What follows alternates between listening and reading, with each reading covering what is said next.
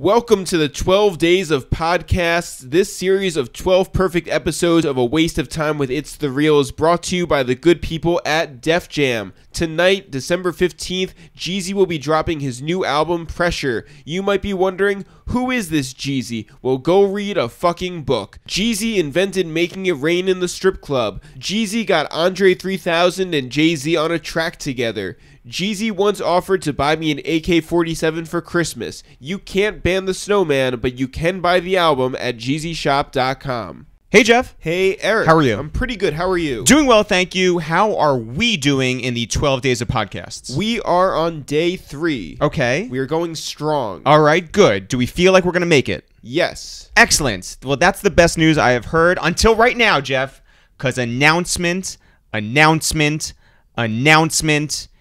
New York City, you've been asking, and we are here to deliver. On January 10th, we will be returning to the stage, hosting a live podcast, this time at SOB's here in New York City. Jeff, we're calling the evening It's The Real 2 SOBs. That's us. It's going to be a night filled with comedy, and we have a lot of fun things planned. If you've seen us already, you know. If you've missed us before, don't do it again. You know how our shows are. We're giving you fair warning. Get your tickets today, starting at noon Eastern Standard Time. Where, Jeff? At ItsTheReal.com. You should sound more sure. At ItsTheReal.com. Okay, good. You don't want to be left out in the cold. January 10th, 2018, a live podcast from the legendary SOBs here in New York City. It's The Real, 2 SOBs, ItsTheReal.com. Jeff, on the podcast today, we have Upscale Vandal. All right. Upscale Vandal, for anyone who wants to know exactly what he does, we are here to answer that question today. That is the one thing that we want to know. We talk about growing up in Brooklyn and Queens. We talk about hustling in the streets, rocking the dopest gear, lacing his car, and brandishing weapons, getting locked up, getting advice from DJ Clark Kent, who set him on the path he continues to this day. Man, we talk about working with Pharrell and BBC, his work with Emory Jones and Jay-Z and Rock Nation, working with brands, doing styling, doing fashion, and working with people like French Montana and Pusha T and J Balvin and more. And the greatest thing, Jeff, is that he never sells out, and he has always maintained that same cool that he had as a kid. It's a great episode, day number 3 of the 12 Days of Podcast. When do you want to get into it? Right after I tell you that tomorrow we will be back with Carly Hustle. All right, another great episode. But when do we want to get into this one? Right now. Yo, what up? It's Eric, a.k.a. Bagging Grams, a.k.a. Grandpa. Yo, what up? It's Jeff, a.k.a. Covered in Paper, a.k.a. Rock. It's Mike, Upscale Vandal. Yeah, it's a waste time with It's The Real. Bow, bow, bow, I don't make gun noises because I gotta not keep them. Mike, what's happening? What's going on, y'all? Everything's good. Thanks for coming up here. Of course, thanks for having me. No, last time we saw you, we were at a Complex Con. Yeah. Pusha was out there. J Balvin. J Balvin, yeah, right. Yeah. 50,000 hype beasts. Yeah. And us. Yes. Like everybody looked like Don And C. every parent in South Florida's credit card was out there. Yo, on Sunday night, we were going to fly out, take a red eye, and the kids who were flipping shoes already on the floor. On the flight, right? Crazy. Oh, on the floor. Yeah, on the floor. Yeah. No, it's crazy, man. It was a thing. It was a cultural thing that was like dope to see. I saw it from the first one. You know, I know Aaron from Reed Exhibitions, who started Agenda, who's a partner in this situation. He's like, I guess, handles the logistics. And I've known him, and I know what they were going to do for a while. And I was like, man, I want to see how this shit comes to fruition. And seeing it jump from the first one to this one, it was like kind of insane, man. So what is the difference between like Agenda at its like, you know? Well, Agenda apex? is the inside of the industry, right? It's like where the streetwear, well, fashion industry does business. It's where wholesale and retail come together and meet and do their meetings. That's kind of that's where I got my start in the industry. Agenda just happened to be a streetwear centric one. You know, this guy Aaron Levin, who's a very, very good friend of mine and also a very big inspiration to me. Used to work in like, you know, different odds and ends surf jobs and this and that, and like, you know, understood there was a void when he was in the industry for like specific, you know, a trade show that was specific. And what he did was like he hollered at some of like the brands that he knew needed to be in that space and rented out the hall of a Chinese restaurant in Long Beach and put out like 10 tables, got like out of the 10 tables, I think he sold or gave away like 4 tables to brands that he knew.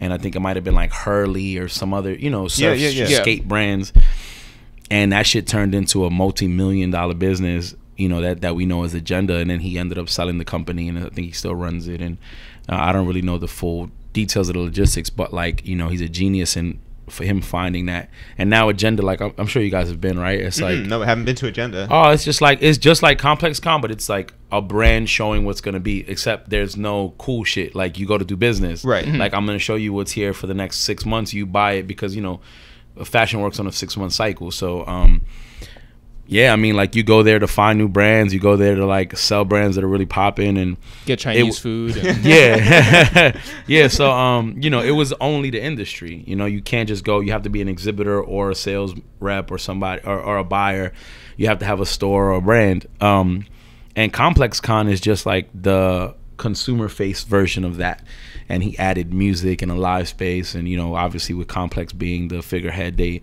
added these tastemakers and, you know, cultural ambassadors like Takashi Murakami, like J Balvin, who was on the host committee, who's one of my clients. Shit was crazy, man. Did you see any brands there that you weren't aware of that you really fucked with, like, this year? Nah, I know everything. Okay. Nah, I'm just playing. Nike. Nah, I'm just playing. Yeah, nah, I'm just playing.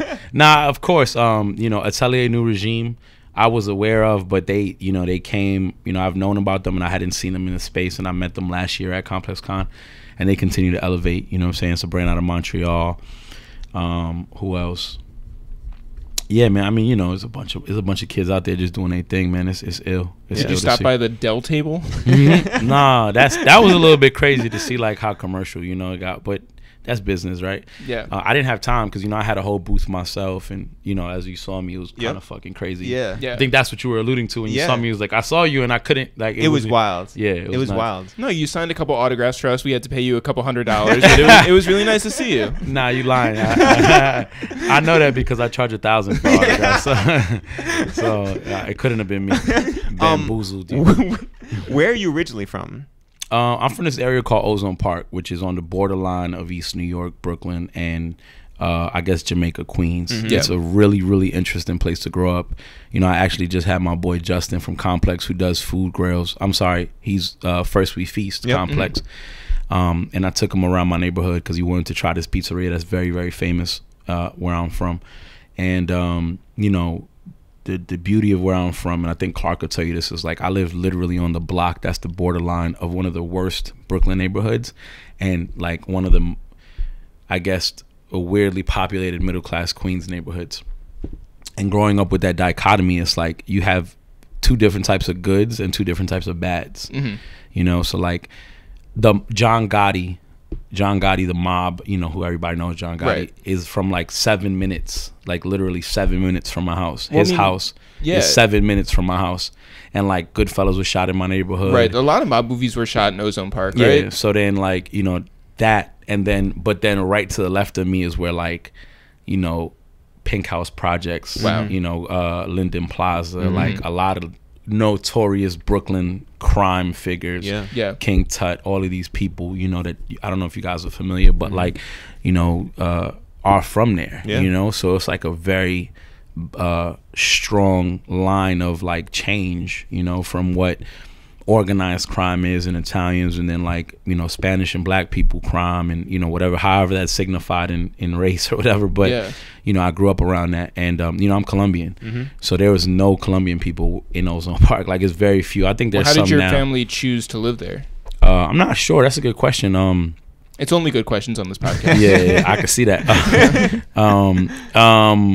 Well, my dad's side of the family lived in Chicago, so I almost was like a Chicagoan, right? So like, I gave Kanye my spot, is what I'm saying. Yeah. You know what I'm saying? Nah, but jokes aside, like, you know, they wasn't living in Chicago, and you know, my dad was you know, he got sentenced to 17 years for a federal drug conspiracy, and he was back and forth. But I know he lived in Queens, and my mom's was from Queens, from like Rego Park. My grandmother lived in Rego Park, and my uncle on my mother's side was big into real estate, and he was looking for properties and areas to buy, and my mom was looking for somewhere to stay at the time, leaving Rego Park, and I think they settled, you know, on this place there.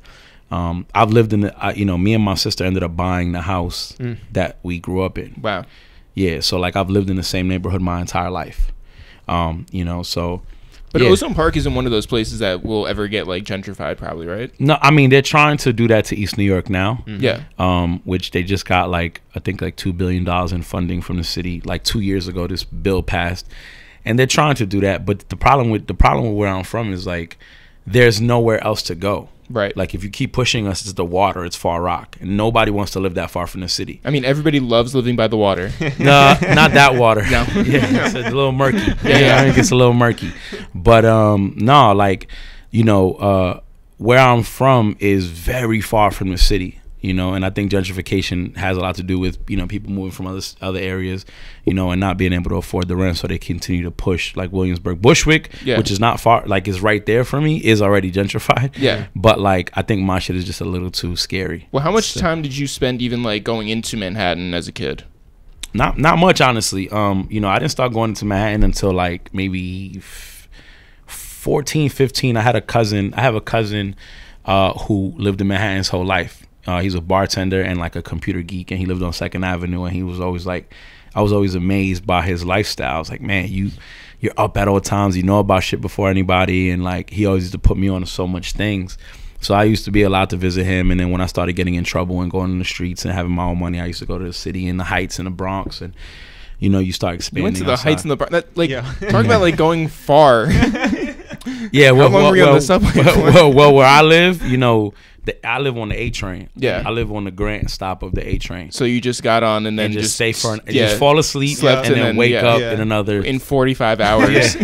That's exactly how long it is. Yeah, it's 45 hours and 32 minutes.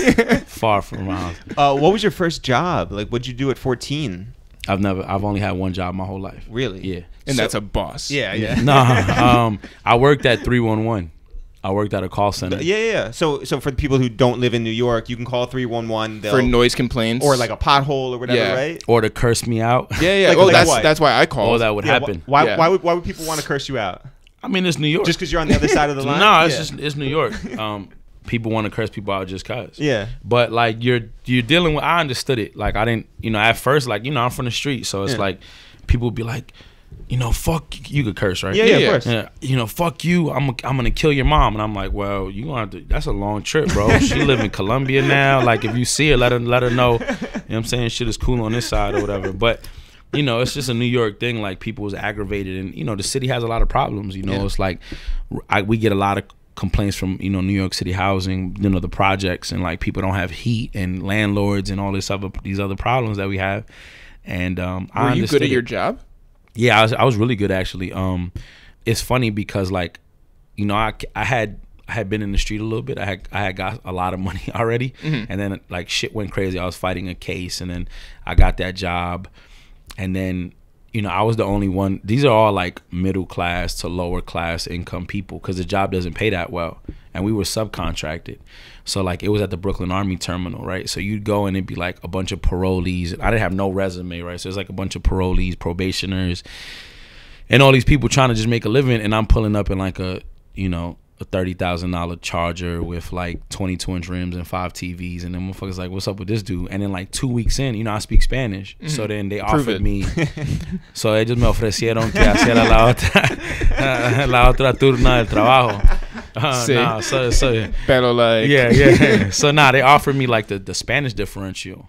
But the morning shift is crazy there, because it's like 1 million calls, right? And there's like, you have to hit a quota, and you have to hit and I just couldn't do it, man. And it was like, you know, there's a nighttime shift, but that shit's hard, because if you fall asleep, you get fired. That's what you're known for there. Yeah. Right? Like the city monitors the calls, and if you don't pick up a call, or if you fall asleep on a call, you're done. So it's tough. It's not an easy shift. But I was like, man, they pay double. They pay time and a half. And then I was getting a $2 differential for Spanish. So it was like, I went from making what everybody else was making to starting in the second month, I was making triple what everybody else was making. Wow. So but yeah, you it was were fun. already somebody who had money outside of this, so I had to do it for like other reasons. Yeah. Well, let's just get back to that Charger for a second. You had five TVs. You had 2 behind the headrests. You had one in the center down. console. Yeah, one flip down. Yep. That's I like had 2 in the headrest, 1 in the console, one on the flip down, and one in the middle console. I'm Like gonna be honest. It's too many TVs.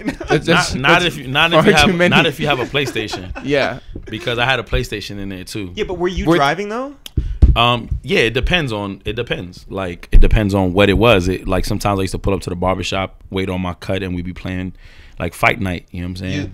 I'll just be outside. You can find me in my car. And Yeah, like, yeah. cool. Was there room for people to sit in the car, or was it just all electronics? Yeah, no, it was room. It was room. I had like It's just like Pimp My Ride, I had like Bape seats. I have pictures of it. I'll show it to you. You have Bape Bape seats. Yeah, the whole car was redone with Bape. Yeah. Which was like, you know, I was in the street. You know, that's one of the things that kind of. That's how I started in the industry. Really, was like when I was just in the street getting money. I was spending more money than everybody on everything. So like. You know, I was quiet. I didn't really know too many people on the streetwear scene. Like, I knew Ferris. I know you guys know Ferris, yeah, right? Totally. So, like, me and Ferris was cool. Ferris is somebody I always looked up to. And, like... He's a very short individual. I still looked up to him. You know what I'm saying? Ferris. Shout to Ferris, Shout man. to Ferris, New York and a Queens legend. And I used to see him at Bape and Prohibit and all these places. And I started getting cool with all the people from those stores because when you're spending, you know, 10 grand a month at each of them. Oh, they better be nice to you. Yeah. So, like, you know, I used to go to Bape and I had a really strong plug at Bape. And... this was like when it first opened because I used to buy. Was it Nigo? Yeah, it was just I used to buy directly from him. So what a lot of people don't know is like back before Bape opened, everybody in New York used to buy their shit from this girl. A lot of people thought it was a guy, but it was a girl named Pandan on eBay, and she had like a Japanese address and all that, but she had people that worked in New York, and her. I don't know how many people know this from that era, but her apartment was on Bleecker Street. So like when they opened Bape, it was easy for her to just like finesse the line and then continue to do her resale shit. So I met Ferris and I met a bunch of those people, like I said, and the first car I ever bought was that car, and I had the reupholstery redone with Bape, like black leather with Bape heads on the chest, on the emblems of the front. There was this company in Florida that changed like the emblems on the car, so I had like Bape heads all over the emblems instead of Dodge. Yeah, it was pretty cool. Dude, this is a lot. Like, I'm gonna show you because I don't think y'all will believe me, so I'm gonna just show it to you. Honestly, I don't believe anything you say. That's why I love Instagram, right? Because it's like a real life documentation, right? Like, and pictures. Like, you know, I don't know how long you guys have known about my social media, but like I actually just found out about it when you came up here. Yeah, so I actually, you know, I just started showing my face. Like I always hated that because I felt like. First of all, it's like not a real nigga thing to do to take pictures, like all in smileys and selfies and all that shit. Right. It's just not how I grew up. I don't like taking pictures, but you know, I used it as like a documenting purpose because people used to be like, "Yo, you got all this shit going on Instagram." I'm like, "Nah, it ain't for them." Yeah. Because I didn't have like MySpace or Facebook when social media was it. I was in the street. So I was like, the opposite thing to do is to be on Instagram showing what you have, right? Right. So you know.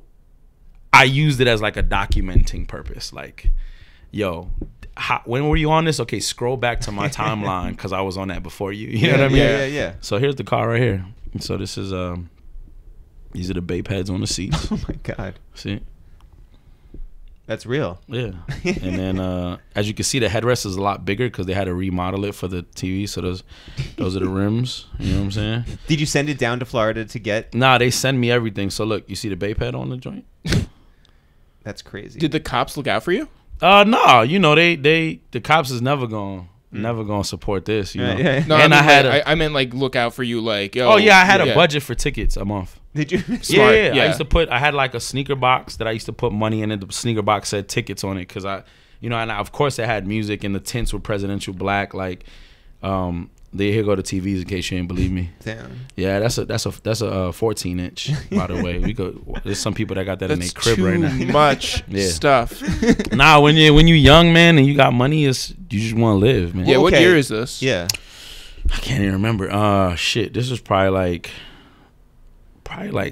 07 and like 06, 07. And so you're in high school. You got all this. No. money. Oh, okay. I was in high school. I graduated high school in 05. Okay, gotcha. So when you got out of high school, I was already that nigga in high school. No bullshit. Like, you know, a lot of people recently. I had a conversation with somebody and was like, "Man, you know, you're the most braggadocious, humble person I know." And I was like, "Thanks." You know what I'm saying? Because the thing is this, like, I I used to be real quiet about like when people like, yo, you killing. I'd be like, nah, man. You know that whole Hove thing. Like I learned that from Hove. Like, yo, you the illest nigga ever. Nah, I ain't. No, I'm not. Right? Like it's the cool thing to do. But then like, you know, recently on social media, I've been like seeing so many people I went to high school with pop up and hit me and, you know, DM me like, man, you were, and it's funny because like I have conversation with a lot of these, like shout out to my man Elon, who I just reconnected with, a good friend of mine in high school, who's like, man, you know, I posted the picture with Biggs because we're releasing that Rock Air Force One this week, and he goes, yo, this is so crazy. You literally said you were gonna do all this. So I'm gonna show you guys a picture of my room in high school. The only posters I had was Rock. Like I wore Air Force Ones. I had a new pair of Air Force Ones every day. Like, you know, it's just who I always wanted to be and whoever everybody thought I would end up being. You wanted like, to be Dame Dash. Right, yeah. I wanted to be more Hove than Dame. I'm from Brooklyn, so you know what I'm saying? Like, but you know, well, I that, just thought like, you know, a bunch of shoes laying around. Yeah. New shoes every day. But like that energy that, you know, that I got from them propelled me to, you know, inspired me to do it, and I'm here, and it's like, it's surreal. It's, you know, it's real. It's surreal to for that to happen. But to go back to then, if you're a senior in high school and you're that guy, you're working, but you also have that other money. You're out here, and I wasn't working. Like I said, I never, like, my first thing I ever did like organize was me and my sister had a restaurant. It was the first thing we ever did. What's the age difference between you guys? My sister's like 11 years older than me. Oh, okay, like, gotcha, yeah, gotcha. No, she's 9 years older than me. Sorry, she's gonna kill me if she hears this. And she brought you in to be part of that restaurant. So this is real quick. This is my bedroom. So mind you, this is Beanie me Siegel. This is me at 18 with a firearm, a Lockman watch. Look at my chain. Yep. Like, and this is a Beanie Siegel poster. Look at both Beanie Siegel posters. If you look up here, these are all the covers that Hove was on. See the vibe? Yep. I mean, so was that Jamal Anderson Falcons jersey right there? Jamal Anderson Falcons jersey. Yep. No throwback. This is when he was actually playing. See the posters? Yeah. You know what I'm saying? So yeah, man, this is like, it's documented, man. I don't have no reason to, you know, no reason to front. Who took that picture? My man Ronnie. Yeah, he was like, dude, I was always with, and he's always like, yo, man, like, let's take pictures with all your guns, so we don't got to take them to school, and like, motherfuckers just know. And I'm like, all right, that's a great idea, because if we get into some shit at school, I'm gonna be like, look at my gun picture. I will go home and get this. Don't make me bring this tomorrow after you take all my shit. You know what I mean? So, but you had these big dreams, and certainly you had these Rockefeller posters. So how do you, in your mind, get to whatever that is, and what is that you want to get to? No, I mean, no, there's no such thing as like, I'm not gonna sit here and lie like I had a strategy. I didn't. I just knew that as I kept going and the people that I would interact with, I'd always get the energy from them. Like Clark, who, you know, connected us and made this happen. Like, you know, I met Clark at an early age, like I said, 2008, like when I was still in the thick of things, and I used to hang out with people from other cities, like Chicago, who has a huge influence on my career. You know, shout out to my man Zoe from Fashion Geek and Vic from Leaders, who used to come to New York, and we met through like people that knew I had everything. Like, yo, this dude in New York has all the babe, he got all, like, hit him up, he'll plug you up.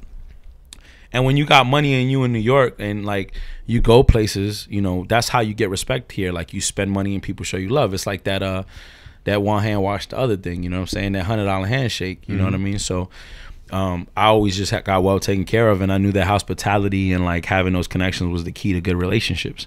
So, you know, I met these people, and they would come, and I'd make sure I rolled out the red carpet and make sure they were safe in my city, make sure they had everything they needed, they were taken around, and they showed me the same love in their cities. So my name started growing through those channels. And then, like, you know, meeting Clark, and Clark would always see me around, and he'd be like, man, I know what you're doing. And I was like, duh, like, who doesn't know what I'm doing? But he's like, you know, you're wasting your talent. Like, your talent is a lot bigger than this. And meeting more people that I respected telling me that was like, man, they're right. Like, this shit's fucked up. Well, what did you think your talent was? I didn't think I had a talent, because being who I was came naturally to me. You know, like being honest, being quiet, being true, being respectful, understanding my surroundings, which is a big thing. Like, people don't value those things. People don't even realize that that's an asset. Is realizing your surroundings is very important. Who to talk to, when to shut the fuck up. That's gold. you know, and most people don't have those character traits right now, you know what I'm saying? Especially these kids that, like, you know, you sit in a room with some of these kids and all they do is run their mouth, and you just like, he doesn't have what it takes, you know what I'm saying? He doesn't know how to analyze a room. So having these things, because I was raised by certain people and raised a certain way, like even in the crime aspect, right? Like my parents, you know, come from an era of the drug trade that is being documented now on TV. So imagine growing up with the understanding of what that lifestyle is. Then the street shit doesn't impress you. Like, I'm not impressed by this was talking about, like, yo, I got the crack in my sock. Like, that sounds poor to me. You sound poor. Right. You should have the crack in your... You shouldn't have crack in your at all. Dodge Charger. Right. No. You shouldn't have crack at all. You should have a brick. You should have a brick of raw and sell that to 10 niggas who selling crack. Then you that nigga. Like, that's how I understood it, because I didn't know what was going on, you know? So I just, like, my mom's friends all just were rich beyond what I knew was rich in the hood. Like, what I thought was rich in the hood quickly changed because my parents was like, they were the ones that were like, nah, like, look. And, you know, my dad, you know, I'd go visit my dad. My dad, he got, you know, so much time that I'd go visit him, and they'd shift him from jail to jail. You know, he used to be at like Fort Dix and then Schuylkill and all these penitentiaries that are, you know, federal penitentiaries. And I'd go to visit him and be like, yo, that guy over there, he's, you know, I'd see like this old Jewish guy in, you know, State Greens, and his whole family villain. Like, what the hell could he have done? Like, he's not a killer. He's like, nah. Everybody in the feds at that time, there wasn't like, there'd be 1 or 2 serial killers, but it was all like big money plays. And they, yo, this Jew guy, he did this money laundering thing, and he got, you know, this is me learning this shit at 11, 12, not, you know. Yeah. So that's like how does that shape your worldview? It doesn't shape it until later, because you're just like, oh, okay. Like, I think my friends would know about this, right? You're a kid. You don't talk about to your friends about those type of things. And, you know, it's not something you publicize. You don't want your friends to know that that your mom or your dad went to jail. That's something that you hide. Mm-hmm. So you're like, you know, you keep it to yourself, but you think, oh, they have to know, right? There's other people that know about, but little do you know, nobody knew none of that, because all my friends' parents were like regular people, you know, so. But did you think that, like, all right, my father's in jail, serving 17 years. Did you think to yourself, that's not the route that I want to go? Absolutely. Like, you know, I never wanted to involve myself in any of that. And like, my sister's the prime example.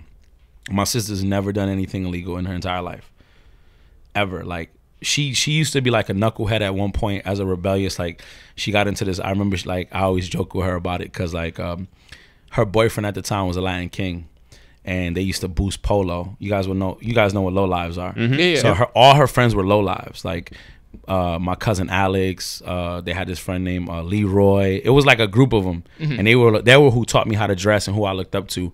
And they was wild, man. And they used to have this car club called Underworld, and all they would do was go to car shows so they can steal people's cars. And my sister was on that shit for like a strong 2 years. Like a driver?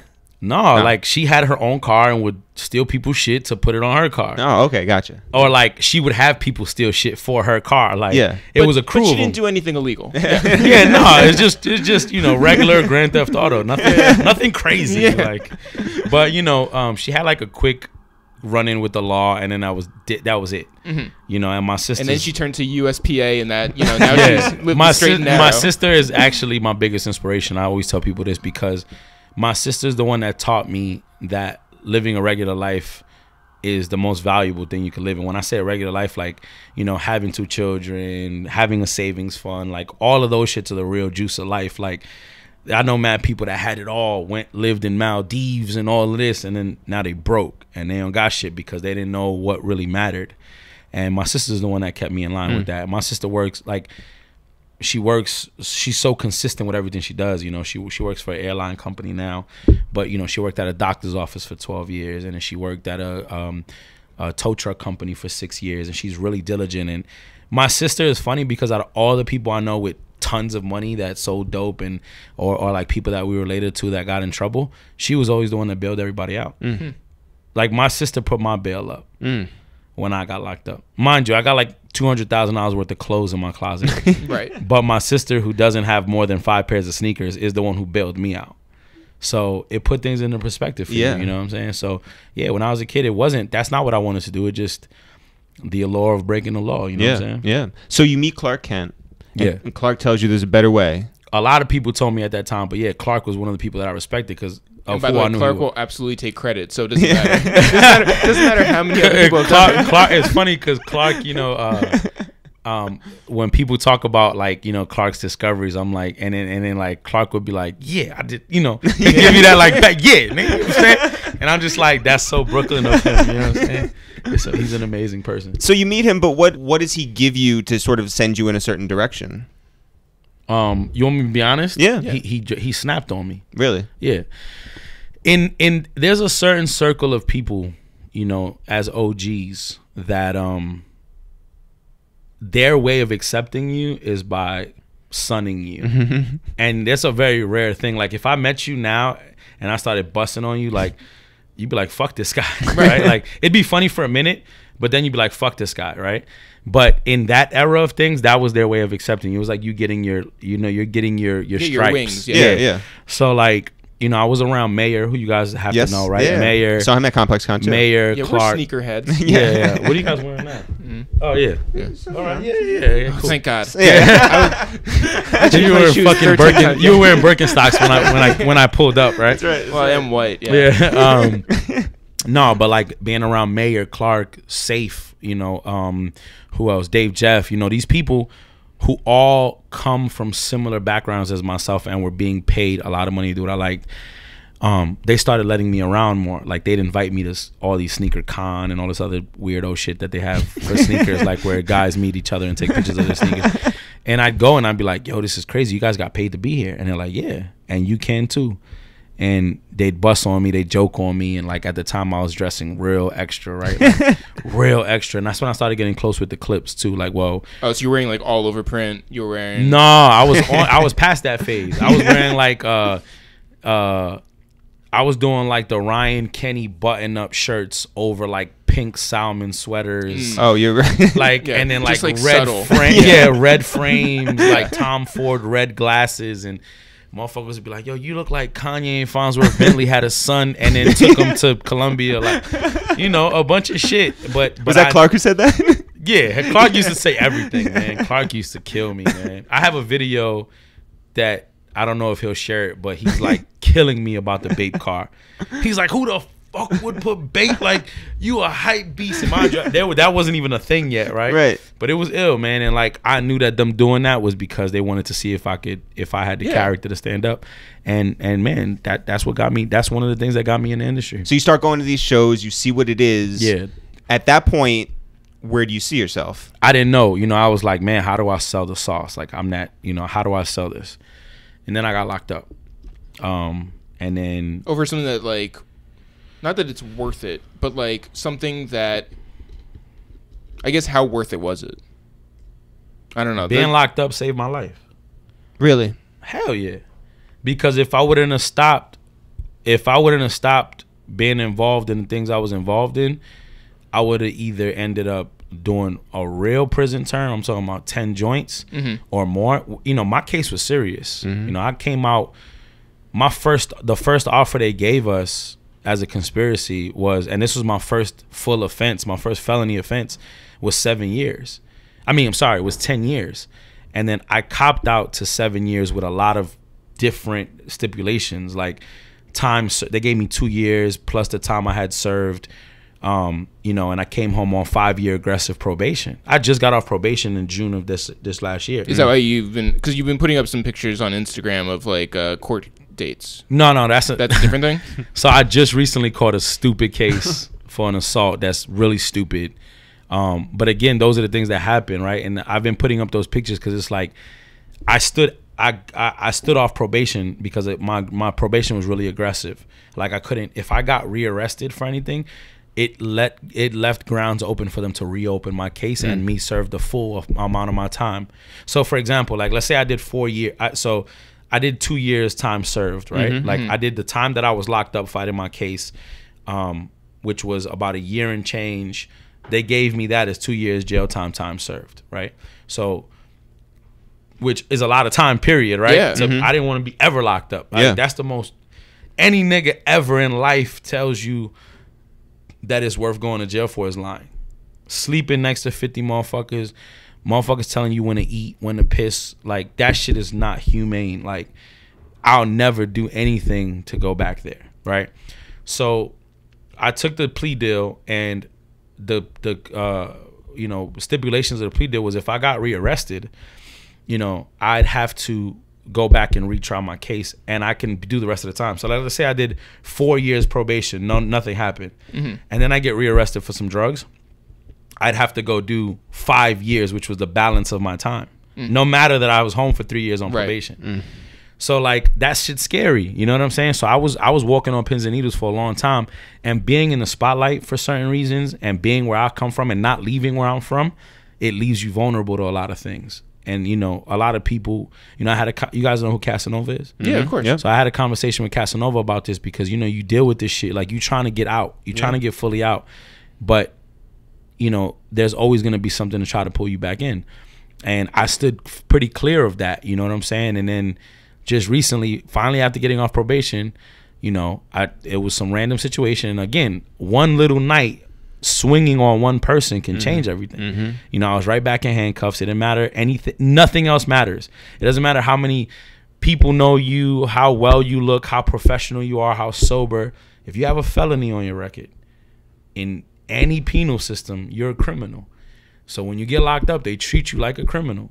Mind you, the night that this assault happened, I was the only sober person, like out of everybody that was involved. Right.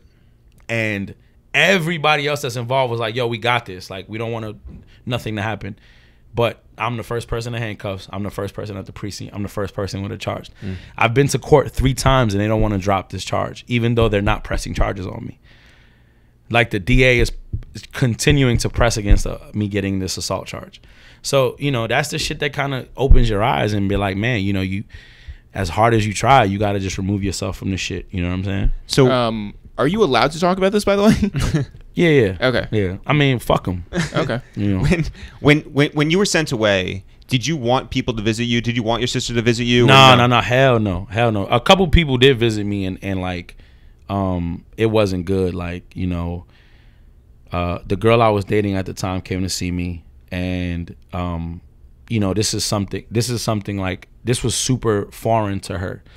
You know, she had never been with anybody from that, and like the first day she came to, I was in the Bronx first in the bar on the barge, which is like a very far off prison and is a little bit nastier than most. Like the process to get in, the COs is extra, you know, just like Rikers, right? But like, I mean, there's no good prison.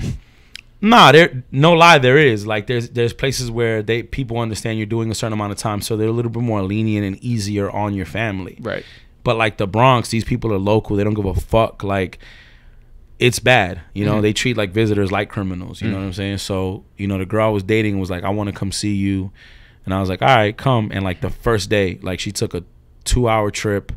You know, she was far, took a 2-hour trip. She got lost, you know, and when she gets there, they're like, you can't come in. Like, and I hadn't heard from her, so I was worried. So when I get back off like, I didn't have a visit. So when I go back upstairs to call her, she's like crying hysterically. She's like, they didn't want to let me in because of my laptop, and I went. And I was like, man, don't come back. Like, you know, don't come back. But I had a couple homeboys that came to visit me, and like they'd bring me my packages and shit. It was cool. And so when you get out, what's that first day out like? Like every other first day out, like get some food, fuck some, you know what I'm saying? Yeah. Like, that's it. Yeah, but it was back. It was time to get focused. Like, it was tough, man, because I depended on my sister for everything at the time. Like, I didn't have no money, and my sister held me down. You know, no rent. You know what I'm saying? Like, fed me, and then I just started getting onto the hustle. You know, I started making bracelets, T-shirts. I used to make these bracelets with the girl I was telling you about. She was a designer, and everybody always wanted to wear the shit I was wearing. So she's like, yo, you need to just start recreating the shit you wear and sell it to people. You know, so that's what we did. And those are the ones that like Big Sean, you sold it to him. So what happened was, you know, you guys know Goliath in Harlem? Yeah. All right, so Rosemary was like, yo, bring me some of these bracelets. And like, I didn't know how to wholesale or anything like that, so I just brought them, and she started selling them to like every rapper that came in. So I'd be seeing like Big Sean or whoever, and they got them from there. So I started selling them to more stores. But during that same time, I started. I became an assistant stylist to April Roumet, who is a long-term legendary stylist. And who was she working with? Everybody, Nas, Santi Gold. My first clients with her was Santi Gold, and then Nas, and then Sean. And what was your role in all this? I mean, obviously, like you were. Oh yeah. Oh, independently, my first client was French Montana. Okay. Yeah, this was I did 2 videos for him, and then I did Chinks too. Rest in peace. Yeah. Yeah. So that was ill, man. That was on my own. Like independently, she taught me how to pull and how to do shit, and then I got French for this magazine and like the DVD hire. This was the DVD era. Yeah. Right. So like this DVD hired me to style him, and French was like, "Yo, where you get all this shit from?" And I'm like, And you were like Versace. "Yeah, no." I was like, "Just my most of it was my shit. Mm-hmm. Most of it was shit that I pulled from my own archives." And he's like, "Yo, let me get your number. Let's work on something." And I ended up, and this is so crazy. Look. So the DVD didn't want to pay me what I was thinking, like what I was. So I told French, and he was like, "Look, I don't know how that shit works. I'll take care of it on another. So I'll give you another look." So he called me for the Shot Caller video. Y'all remember that song? Yeah, of course. His first song. Yeah. So I styled. By him the way, for the only thing I haven't known so far is the barge.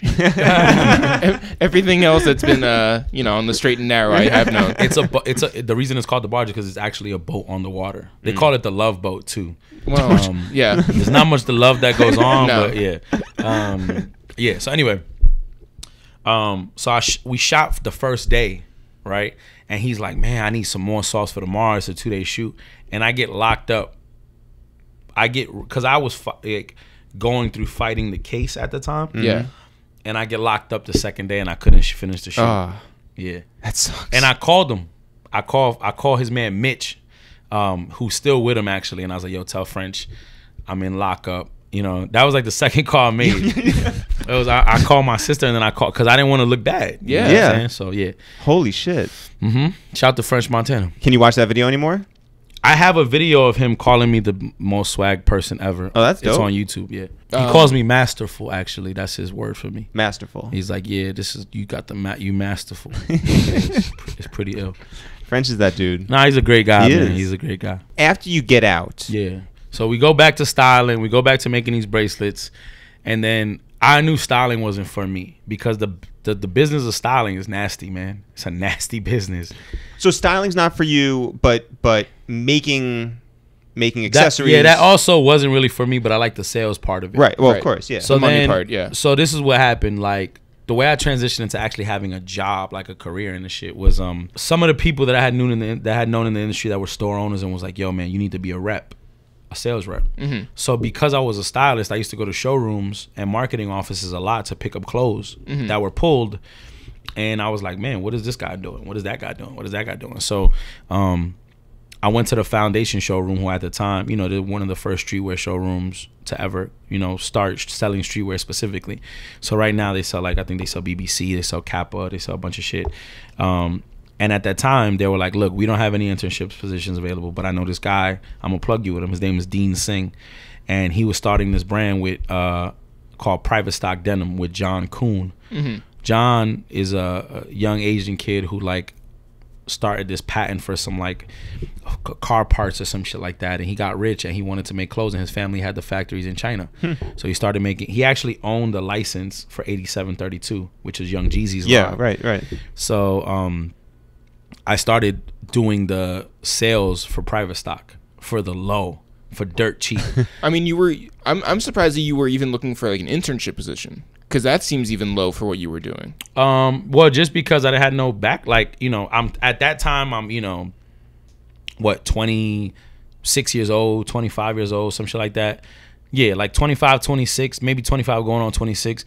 No experience in the industry, only names that could co-sign for me, no resume, no job experience. You got a record. I got a record. I didn't know how to No use Instagram. Yeah, no Instagram. I didn't know how to use Excel. I didn't know how to use Outlook. I didn't know how to do none of that shit. But you were willing to learn. Of course. Yeah. But I knew more about fashion and the actual product than anybody. How tough is that to explain to people who It's very simple. For me. Yeah. That's what got me by. Because these are all people who know the language and the vernacular and all that, and you come in. They don't know more than me. Right, but that's what it is. Of course. So if I sit with a guy who owns a denim company, Yeah. and he can't tell me by looking at my jeans the ounce on my denim, he don't know more than me. Right. So if I walk into a meeting and I'm like, oh, you got the Kahara, da da da da da, and he's like what? That's exactly what happened, by the way. Like I met with John and them, and he's like, oh, you got these Momotaros. They're 17 ounce. You got the gold rivets on them with the blue selvage. They only made those in 2006, and he's like, doesn't know shit. Mind you, this guy owns a fucking $2 million denim production house, and that was it. And he said to you, and he kind of was jealous. Okay. And then that's why he fired me. Like, yeah, he fired me because I was growing his company. So Private Stock wasn't doing shit. Then me and Dean and Adrian took the brand from doing like nothing to doing like 50,000 a season to like 100,000 a season to then they put me on this other brand called Domenico Vaca, who's an actual very well-known suit maker, wanted to do a denim line. And John paid for the license and we were doing Domenico Vaca and we started selling that shit. And you know, like shit just kept jugging, and they was like, how does this nigga know so much? And he just felt like an ego thing. So the first like slip up I had probation at the time. So one time I had a probation hold and I had to stay at probation for 2 days, like back to back. And he wasn't fired having me. it. Yeah, he fired me. And that was one of the best things that ever happened to me, because then Pusha, no, I'm sorry. Then who was it that gave me Loic's number? I had known Loic, who works with Pharrell. Yep. He's BBC's brand, like overall brand manager, and Phil, who was also the brand manager. Places and Spaces. Yeah. So I've known those guys that work with Pharrell from the BBC store because I used to spend bread there, and they always recognized me. But Rock, like Jay and Pharrell, had done a deal to relaunch BBC at Rock Apparel. Right. And they were looking for people to staff on the Rock side, because Rock managed it, although they had an internal BBC staff in their Rock offices. Right. I'm trying to think who gave me that number because I don't want to miscredit somebody, but somebody was like, look, they're hiring. So I called everybody I knew. Just think of me calling everybody, and they got me an interview with Tanya Bryson from Rock and Ronnie DeMichael. And I go to the meeting and they're like, look, the BBC team tells us, you know, I had to get interviewed by both teams. The BBC staff is like, you got it from our end. Rock just has to approve you. So then I'm in the meeting with Tanya and Ronnie DeMichael from Rock, and they don't know anything. No disrespect to them. Ronnie's still around and I love him, but they don't know the fashion. They know business. They knew the macro level. They didn't know they the know micro business. level. They know business. That's what they are. They're CFOs and brand. They don't know, like Tanya couldn't tell you like who Brendan Babazine is. You know what I'm saying? So by the way, I can't either. Yeah. No. Really? You guys don't know who Brendan is? No. He's like one of the creative directors. He used to be the creative director of Supreme. He owns Noah. Oh. Yeah. I mean, now I can. Yeah. Wait, ask me. Hey, so Brendan Babazine, you know him, right? Yeah, absolutely. Yeah. From Supreme. And Noah. Yeah. So you know, they didn't know that. So then I think it wasn't translating to them, and I kind of sensed it. And then like Emery walks in, and he was like, "What's up?" And he goes, and I was like, "Emery," and he's like, "Yeah." Mind you, no Instagram, no nothing. Right. But I'm from where I'm from, so Emery meant more to me than anybody in the room. Yeah. And I got the call the next day that they hired me, and it was Emery. It was Emery's choice. Emery was like, he's the guy. He looks the look, and that was it. We were inseparable since that day. Like, do you want to know how we met Emery? Yeah. We were at some sort of Hot 97 show at SOB's, and Ebro comes over and he's like, "Yo, guys, I want to introduce you to a friend of mine." We're like, "All right, cool." So we go over to the bar, and this dude is just standing there by himself, and he's like, "This is my friend Emery, and he works for BBC." And we're just like, "British Broadcasting Corporation, cool, like fine, whatever, right?" Doesn't look like the type, but I'll buy it. No, he wears glasses at the time, so we're like, all right, sure. Like, Ebro is a very cosmopolitan person. You know, he has a lot of friends in different places. So Emery's like, Ebro's like, "Yo, these are my guys. It's the real," and like they know, you know, they're hip hop nerds. They love Rockefeller. They know all this stuff or whatever. And he's like, "Oh, you know Rockefeller? What do you know about Rockefeller?" We're like, "Ask us anything. We know everything about Rockefeller, except right? who you are." And and he goes, and then he's like, "Maybe you know me." And we're just like, we look at him for a second, and we're like, "Did you do a 12-year bid?" And he was just like, "My guys." and ever since then, like, it's funny. I'm gonna. You're pretty trustworthy. Your face is trustworthy, but I'm not gonna accept that he said you might know who I am, because that doesn't sound like an Emery thing to say. I think he did. say He did. something. He might have reworded it differently. Something. Though. He's like, oh, so da da da. Like I just never heard him ever. He said, "Listen, motherfucker, you know he's who so I am." quiet and docile as a person. Yeah, like, no, he's the greatest, and like we've run into him all over the country, and he's just like always been. Listen, man, he's the best. He's my big brother, one of my biggest inspirations. I owe a lot of my career to him. I talk to him every day. A Waste of Time with It's the Real's 12 Days of Podcasts is sponsored by the good folks at Def Jam Recordings, who have the hottest projects dropping this holiday season. Today is the day, guys. Go to iTunes, Tidal, Spotify, Google Play, Amazon, Pandora, wherever. Type in Jeezy and press play on his fantastic new album, Pressure. If you love rap music, press play. If you love truth in your music, press play. If you love inspiration in your daily life, press play. If you love storytelling, press play. If you love anthems, press play. If you love collaborations with 2 Chainz, YG, Kodak Black, Trey Songz, Puff Daddy, T Grizzly, Rick Ross, and more, press play.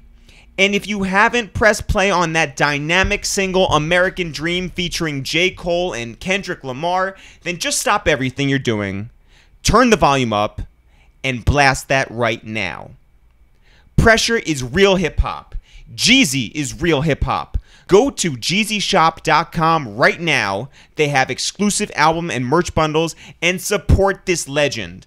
Let's show these fraudulent rappers and fraudulent trappers what snow is really all about.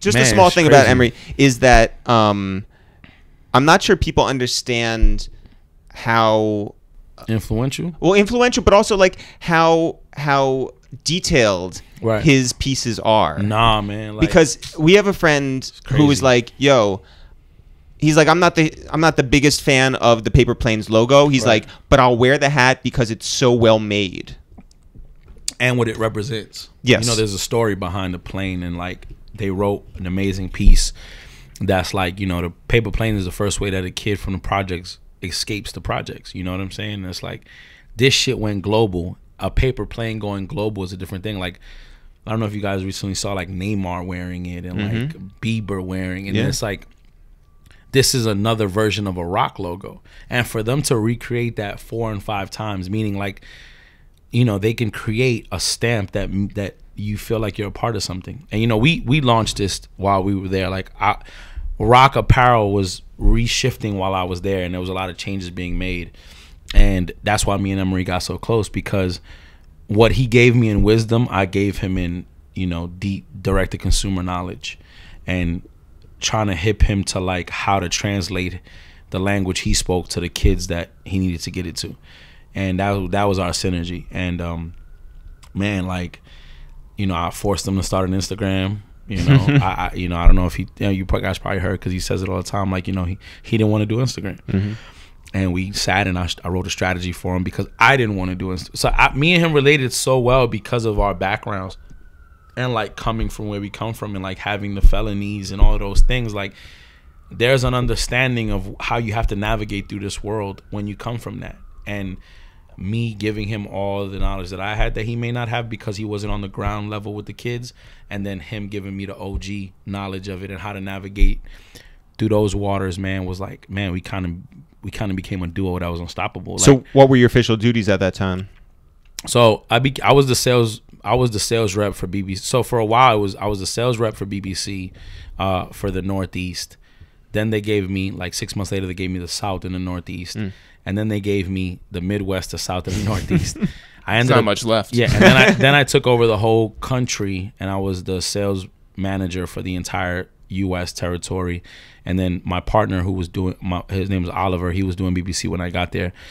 He now does No Vacancy In and a bunch of other things, very well known. But he was doing. Then he went to do ice cream, because we had relaunched ice cream, and then I was doing. Then we launched Beeline with Mark McNary. So I was doing that, and then we launched Black for BBC. So we had it's pronounced Sixlack. Yeah. So we had 3 divisions, and I was running all of them. It was kind of crazy. Were you always on a plane? Yeah, I mean, like, nah, to be honest, like, I think that was one of my divides with working for somebody, was they you know, at that time the motto there was like the work is done from your desk, and that's not how I work because, you know, I never had a desk. Right. Except for 311. Right. Well, I didn't even stay in my cubicle. I didn't even stay in my cubicle. That was one of the problems. Like, I just kind of did whatever the fuck I've always wanted to do because I have a different way of seeing business. You know, this is my office right here. You know what I'm saying? Like, so yeah, you know, I ended up taking over the whole country, and then there was some internal structural shit that happened, and then BBC went back in house, and Pharrell, who I had became close with during this time, you know, was like, there was a lot of waves of firings, and every time I'd stay. Because you were never in your cubicle. No, they couldn't find me. Amazing. Yeah, they couldn't find me to give me my release notice. But you know, I ended up finding out that it was Pharrell, and Pharrell pulled me to the side one day and was like, "They're not gonna fire you because I told them that you're the only person I want representing the brand." Wow. Well, what was your relationship with even before that though? I didn't have a relationship with Pharrell. I had a relationship with Pusha. And you knew him through Malice. I knew him through Malice. Yeah. So I got closer to Malice. I don't like to call him Malice, Gene or No Malice, because they used to perform at all the sneaker shows before there was a sneaker thing. Like, they were the first Travis Scott crowd, right? Right. So I used to be at all those shows. Actually, you want to know what? Travis Scott is forever. You know, he's eternal. Okay, yeah. I'll buy that. So I used to go to these shows, and like me and No Malice had a friend in common from Virginia who lived in Brooklyn, and that came up in conversation one day. And at that time, Pusha was kind of like a dick. Pusha is kind of a dick. He's a really great guy to most people, but like to people close to the net, he's more of a dick. Wait, how come you call Malice Gene, but you don't call him Terrence? I call him Terrence when we speak, but talking to you, I'm I'm gonna say Pusha. Or because of your listeners are gonna be like, who the fuck is Terrence? Well, now if you tell them, right? Yeah.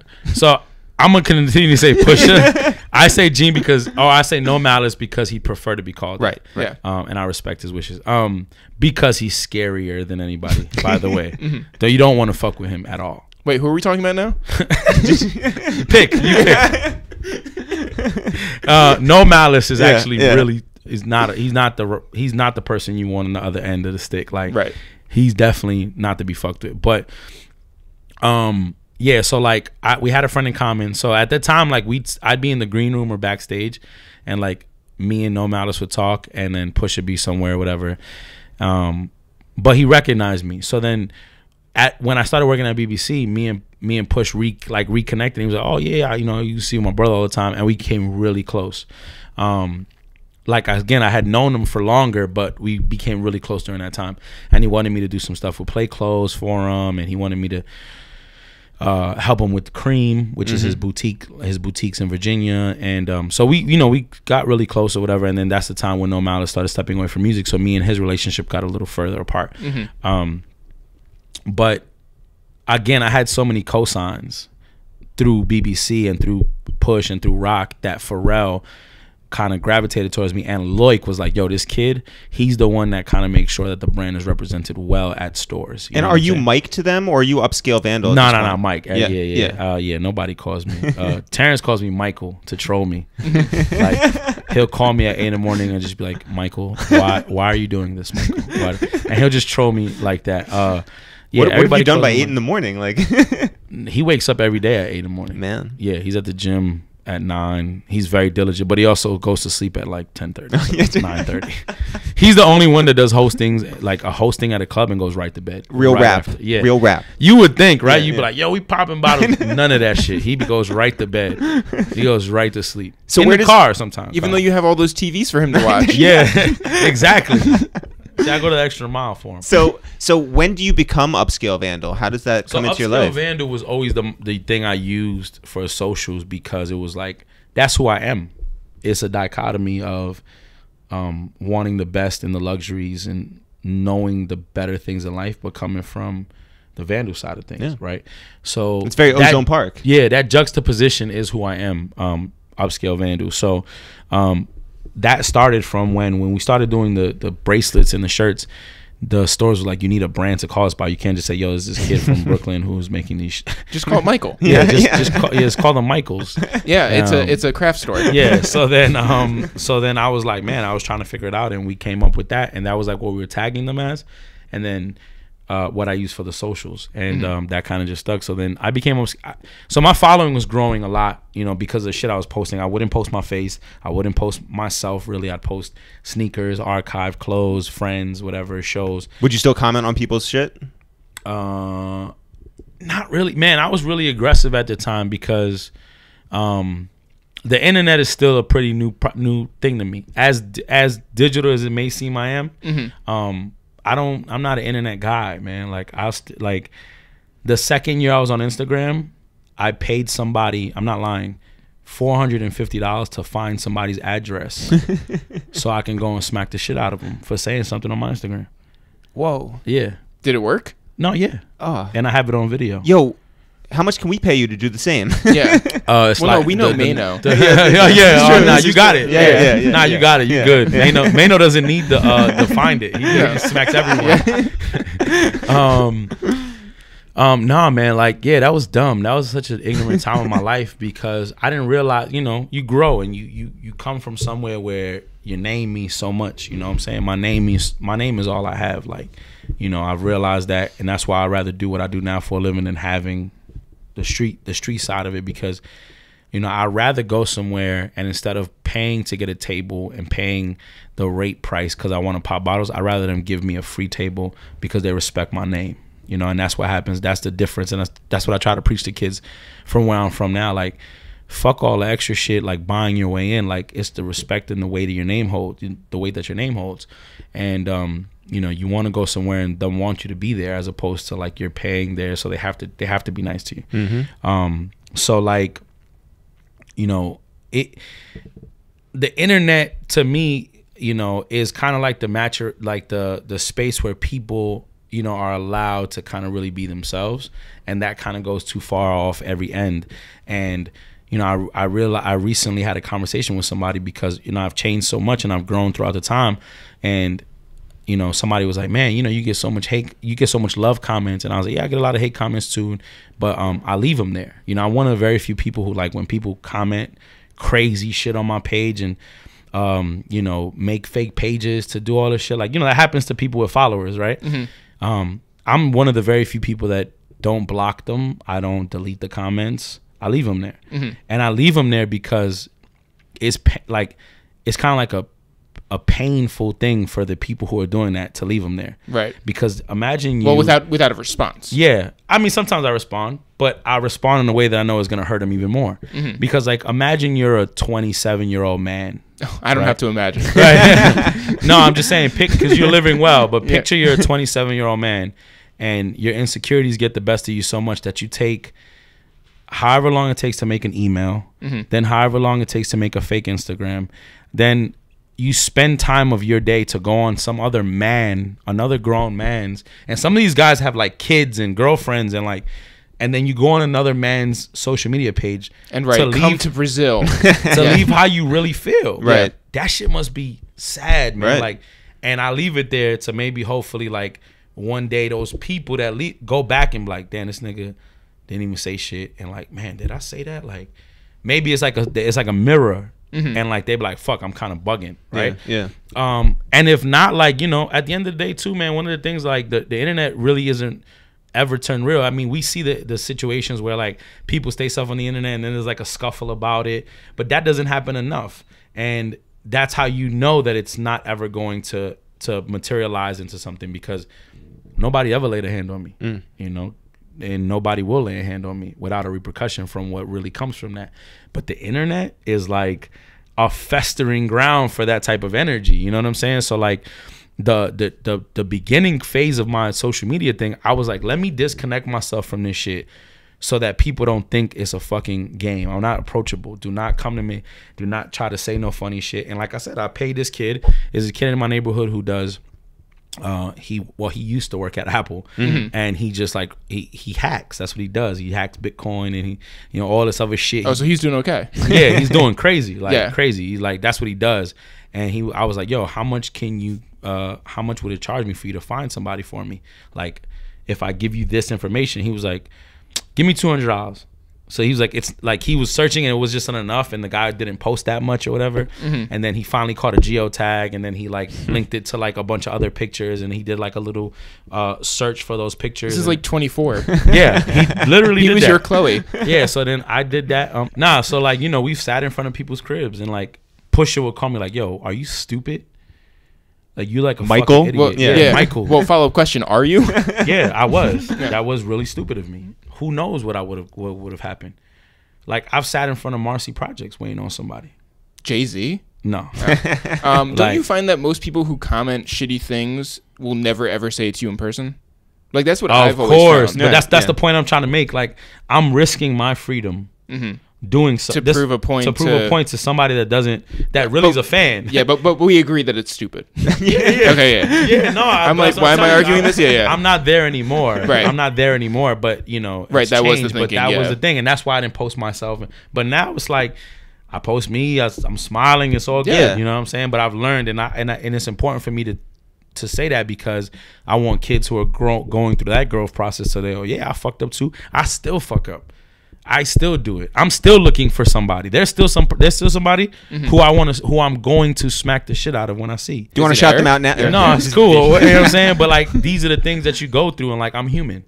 Like, we all have our faults, and we all have our things to learn from. And that's why I post about everything that I do, because if this phone is the window for kids to be like, this is my only rubric, this is my only example to follow, then I'm gonna give them the most honest version of it. But don't you feel like, I'm sure you get these comments all the time, where even though you post what you do, nobody knows what you do. Yes. No, I mean, come on. Yeah. That's my number one thing. Yeah. Nobody, and then this is the biggest problem with it, is that at first I thought it was like, this is great because it allows me to separate who's really engaged and who really I can use to build a network of people around, and who doesn't know shit and I don't even want in my circle. Because the person that doesn't really know what I do is not engaged enough, and they're not paying attention, and they're not asking the right questions.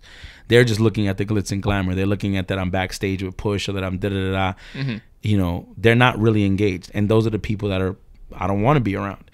But it's becoming a problem because, like, you know, as me and Cam are trying to grow this company, and, you know, it's hard to find people that really know, or that kids that like are willing to put the work in that comes with it. Because it's, what I do, man, it's a fucking 27-hour a day job. Like, it's wild. Like, Too many TVs, too many hours. Yeah, it's like it doesn't stop. You know what I'm saying? But no, kids don't know what I do, and it's you know, I'm kind of at a crossroads now, trying to figure out if I should be more clear and vocal with that, or if I should just continue on the path it's been working for me. Or if you should just do less, and then therefore they're right. Then they're right. Yeah. But no, you know. But for you guys know what I do? Yeah. Oh, what you do? Yeah. Do you guys know what I do? Okay, so I thought I did, and then I read an article, and I was like, I don't know what he does. It's totally. What did you think I do? I thought that you were A stylist. I thought that you worked, you know, that you would pull pieces and be like, hey, like, J Balvin, you should wear this, and this is what your line should look like, and all this stuff. Yeah. And then it was like, the headline was like, not a stylist. Oh no, you put up an Instagram post, and you were like, I haven't been a stylist in 10 years. And I was like, And then that article you're talking about, But I was like, is he's how gonna- he turns from stylist to a consulting agency. yeah. Well, no, that's when I figured out what you do. But but it was like that was 30 minutes before you came over here, and I was like, fuck. Yeah, I would say you're a consultant. Is You that guys were cramming? Yeah. I was like, you're a consultant? Yeah. So you're a fun sultan. what I do is while I was at BBC, I co-founded a brand called On Noir. Yes. Yeah. And that brand kind of catapulted everybody who's involved. My partner Curtains, Rob Garcia, Jason, everybody who co-founded us, 4 of us, catapulted us into an entirely different stratosphere of recognition in the fashion industry. You know, we won GQ Designer of the Year. No big deal. Yeah, we won, you know, CFDA awards. No big deal. Whatever, We yeah. were also the first designer brand to be added to the Barney's designer floor. Just in 5 another years. Monday. It's whatever. Heard of it? Yeah. You know, we did collaborations with Hove, Beyonce, everybody won. Just some our light shit. work. Yeah. So Yeah. regular shit. You know what I mean? But But what do you do? yeah. So but during that time I realized that what I was learning in sales and in marketing can translate to a lot of people. So when I left rock, and the brand kind of took a lot of different shapes. We ended up selling the brand for different parts, and then it just financial things, bumps and bruises, and we learned. But what ended up happening was I was like, man, I don't ever want to work for anybody again. I want to be my own boss, and I want to own something. So I started a consulting agency that focuses on lifestyle marketing and brand development. So basically, if you come to Upscale Vandal Group, if you come to our company, we can pretty much do anything for a brand ideal from A to Z. So like, one of my first clients was a brand called Tacma, who no longer is a client, but they, I was on retainer with them for 2 years, and we built that brand pretty much from the ground up. Like the brand had an image and some designs and people in play, but my man Danny Victor brought me on board, my entire agency, and what we ended up doing was built out the entire thing from digital strategy to social media marketing to their actual design production. Everything we built out. Same thing happened, and then once and then working alongside Pusha, he taught me how to implement those same things to a music career. So we started doing musicians, and we did Pusha's, we helped with Pusha's rollout a bit on the social media side. Then we helped with some Adidas stuff on the digital side. Balvin came, and so we've worked with PepsiCo, we've worked with Google, I've worked with all the sneaker brands, stores. I mean, right now we have a 7 client roster on retainer. And we've worked with over 30 like blue chip companies. Talk about, you're like a stylist. Yeah, I'm a corporate stylist. Yeah. No, so yeah, that's what we do is we bring ideas to fruition. That's what we specialize in. We specialize in a very core consumer. And like, for example, if somebody wants to get something hot, they come to us.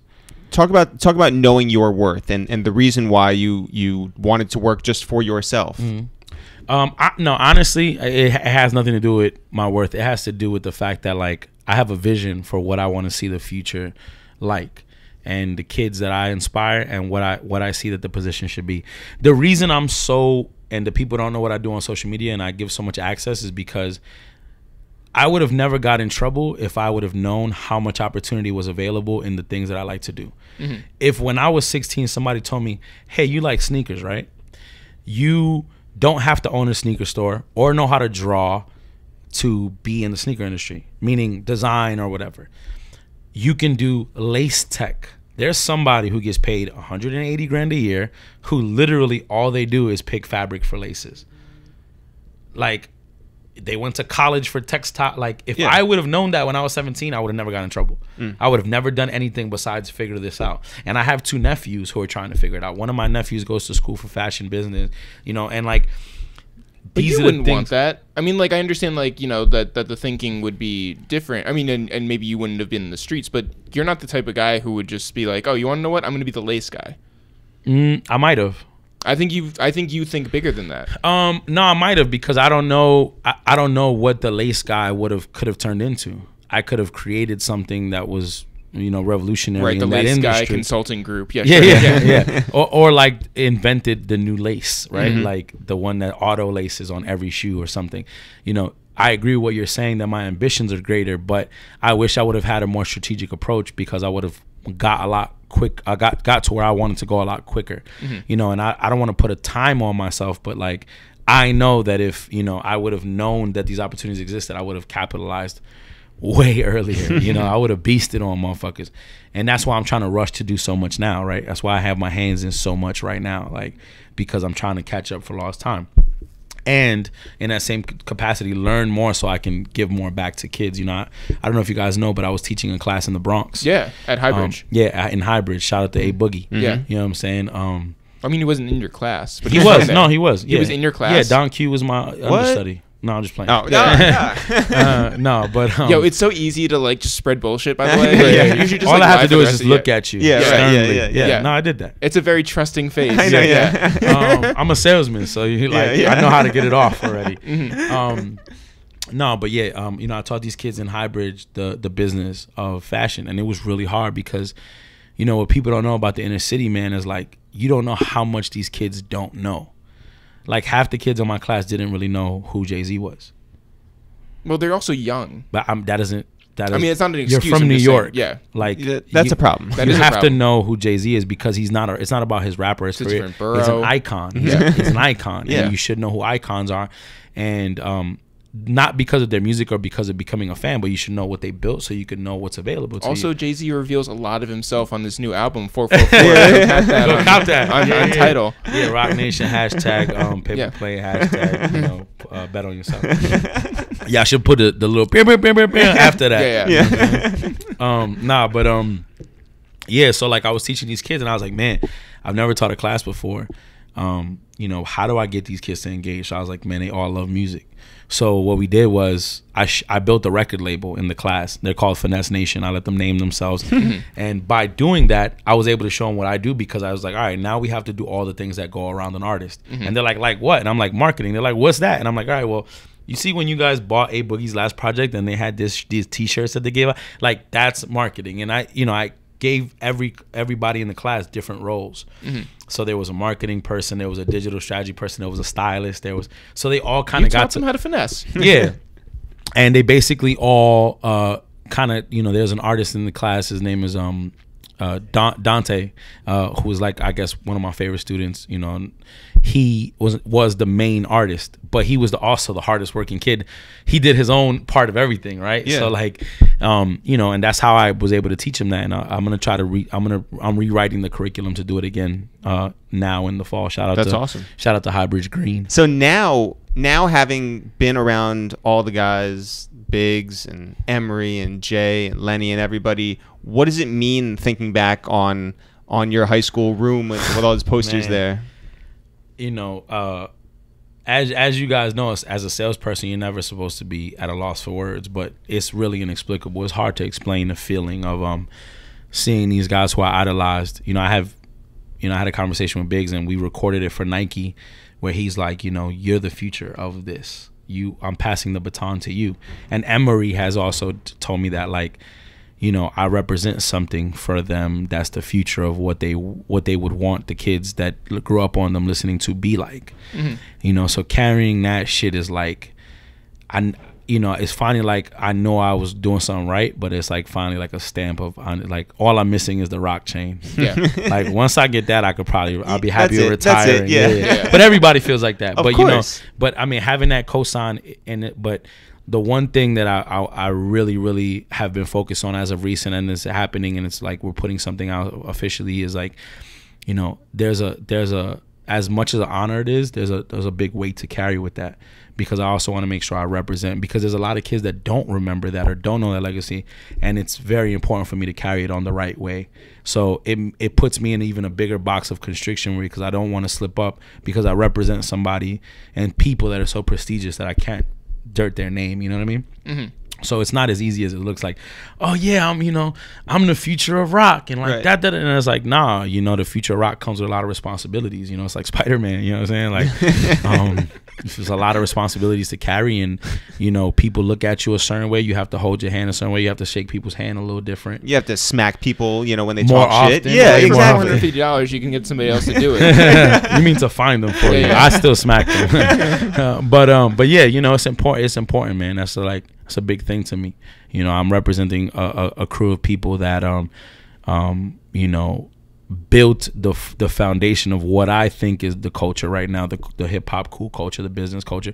Motherfuckers didn't really want to be entrepreneurs until them. Right. Like, and I don't know if it's you guys also didn't know they could be. Right. No, I mean I think a lot of people thought it was, but I thought a lot of people thought it was corny, because when you thought entrepreneur, you thought suitcase, you thought tailored suit, waking up at 9 a.m.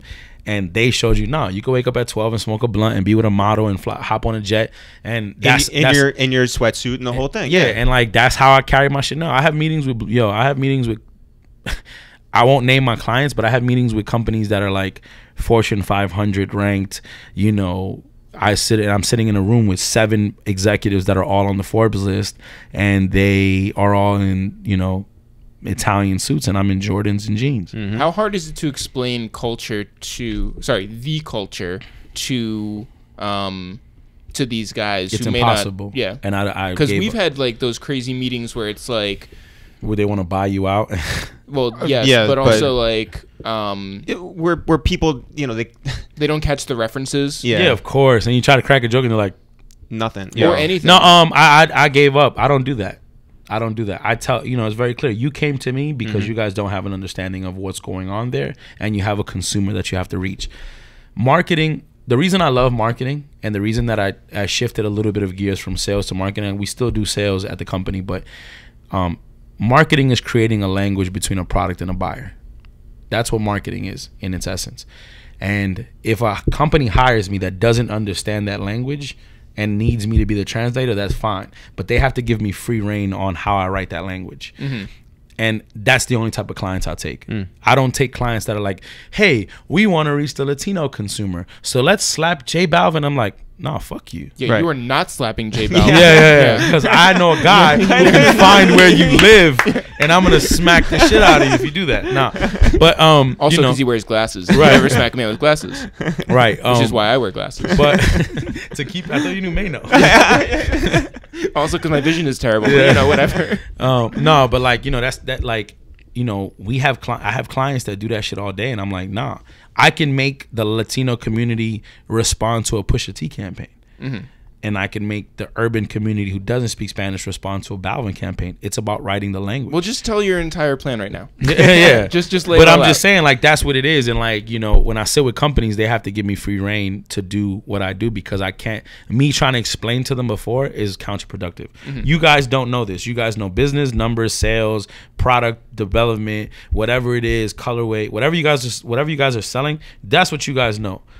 The consumer base that you're trying to reach, that you called me to help you with, you don't know. So I can kind of give you a roundabout of what they are, but let me handle this. Right. You know, because we're going to lose time me trying to tell you, hey, did you know that, you know, using these euphemisms is actually racist? You know, and like, it happens, you know, they show you ads and they're like, yeah, if you fuck, I'm not saying that. Like, I'm not sitting next to a company that says that, you know what I mean? Yeah. So how many Bape pieces from 10, 12 years ago do you still have? all of them. All of them? Nah. Yeah. A lot.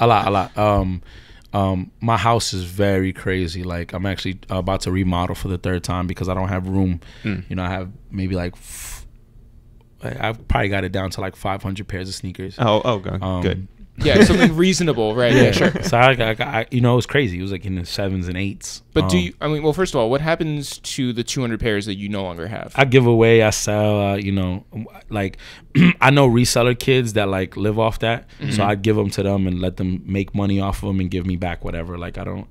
But you're not going to like Salvation Army and being like. Nah, because I think Salvation Army, it goes to like a random group. I'd rather give it to people that I know are gonna appreciate it and use it. And but yeah, I give away, man. I mean, if you guys knew my friends, you'd understand, because they're all wearing shit like oh wait, I know you lived on this guy's block because those are his, you know, these are his Tim's and his old Bape hoodie. I mean, we're friends. Yeah, there's French Montana looking like yeah, but no, yeah, I try to pass on as much as I can, but I also archive a lot. I don't honestly, I hoard a lot of clothes because of what it means to me, and like being able to go back and find the print. Excuse me. And when I'm like creating stuff for other companies, I'm like, yo, you guys should do this old Lon Von jacket or this old Dries Van Noten jacket. And they're like, oh, can you show us? I'm like, I actually can. Let me go to my storage. Right. I didn't take any pictures because I don't like showing my face. But here's the piece. That's funny. Do you have that Jamal Anderson jersey anymore? No. Yeah. I think the only jerseys I have are like ones that are 3XL. Yeah. Well, are like nostalgic to the era. That's it. Other than that. You have any pastel pieces? No, I'm not. I don't know if you guys know, I'm not the hugest Kanye fan. Yeah. Even though I'm pretty vocal you work about that. with your friend Pusha. Yeah, Terrence. Yeah, I mean that's what makes men, right? The fact that they get to have their own opinion. Yeah. I think that Kanye is a genius, and I think what he's done for hip hop culture, lifestyle culture is immeasurable. But as a person and as what he's done also.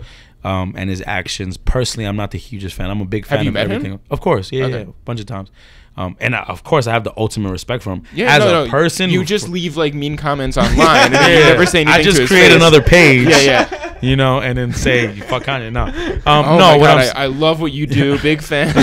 No, and no. Again, and when I say, you know, again, I'm being honest in the sense of the energy around it is what him as a person. He's a great guy. He's amazing, very, very nice, cordial person.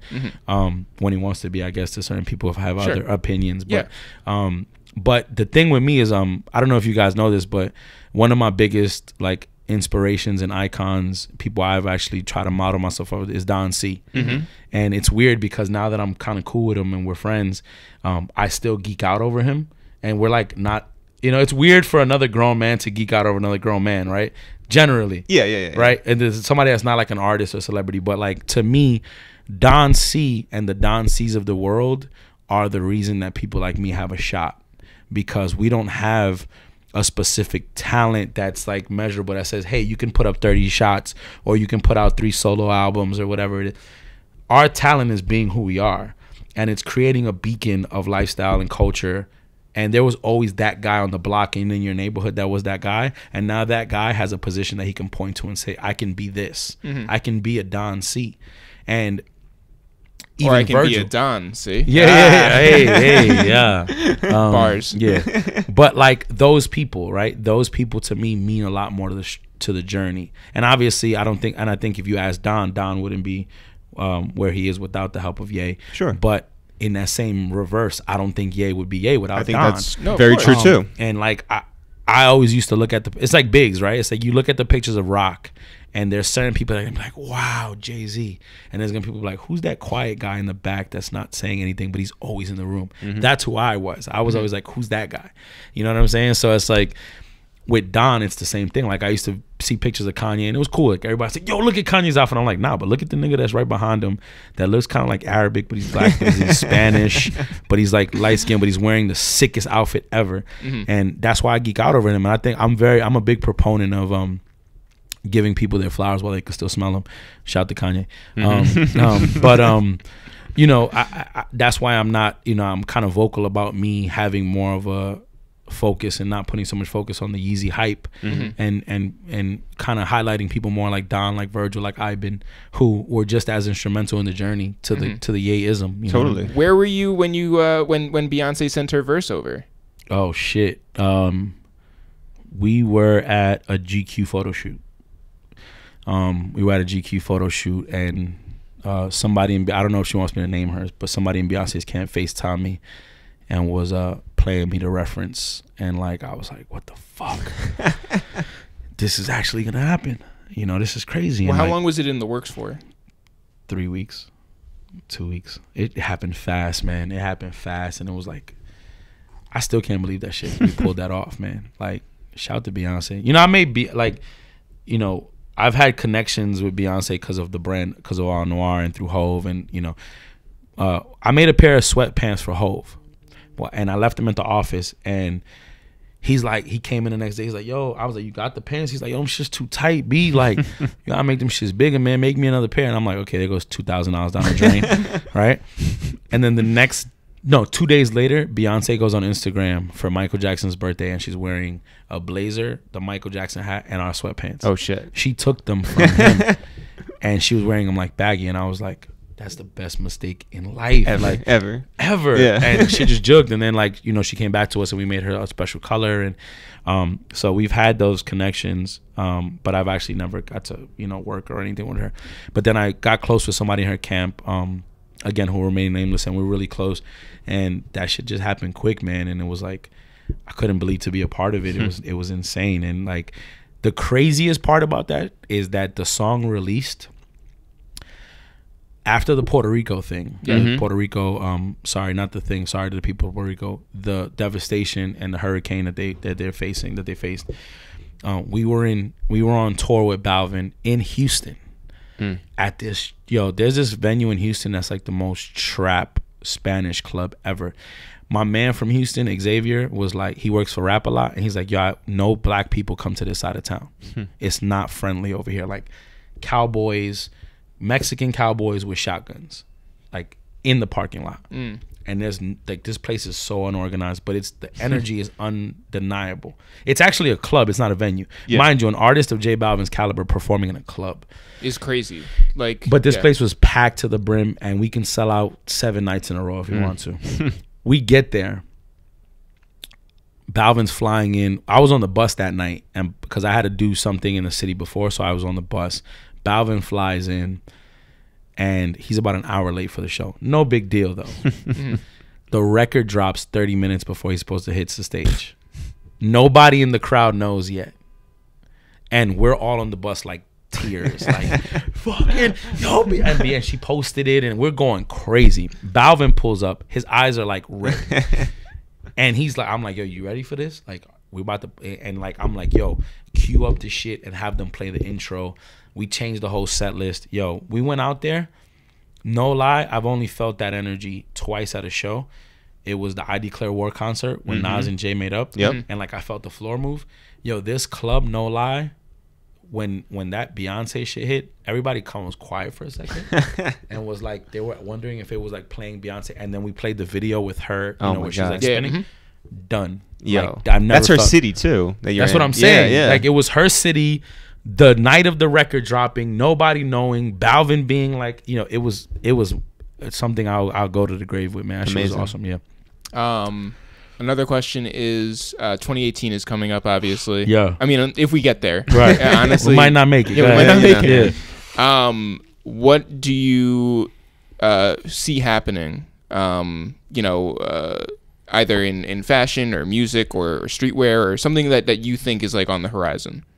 One thing or just a movement? You can talk about whatever.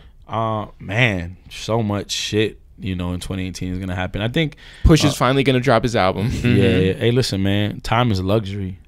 You know how nice you gotta be to tell a label or to tell the people. You just gotta wait till this shit is ready. That's a luxury, man. Rappers can't just take a 2-year hiatus and chill and then still have the people ready, and it's gonna smack when it hits. So yeah, Push is coming. And it's gonna be crazy, but I think 2018 is gonna be the year of like of independence. You know, I think that we've been taking like leaps and bounds.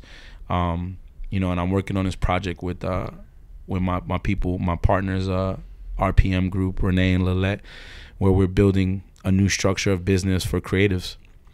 And I think that what we saw in the past 2 years, as far as like people taking things into their own hands, labels changing, streaming, brands becoming, you know, independent and developed a different way. I think 2018 is going to be a huge thing for that. I'm starting to meet with people who want to create, you know, different ways of selling merch, you know, different ways of pricing things digitally.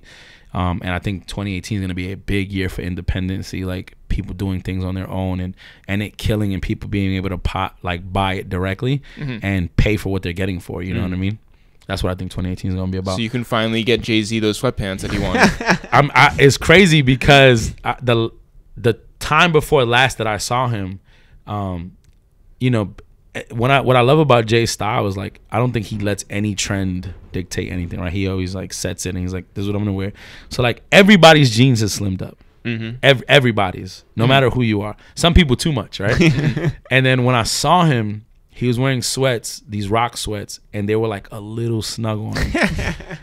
And I was like, yo, if they was leather, you would have complained to me though. And he was like, like he gave me that like chuckle that he gives everybody. That's like, like you funny, you made me laugh. Like, here's $1 billion. Yeah, no, I'm just playing. But no, but yeah, like it was funny. I was like, yo, if they was leather, he was like, And yeah, you know those Jay moments that people have that you like.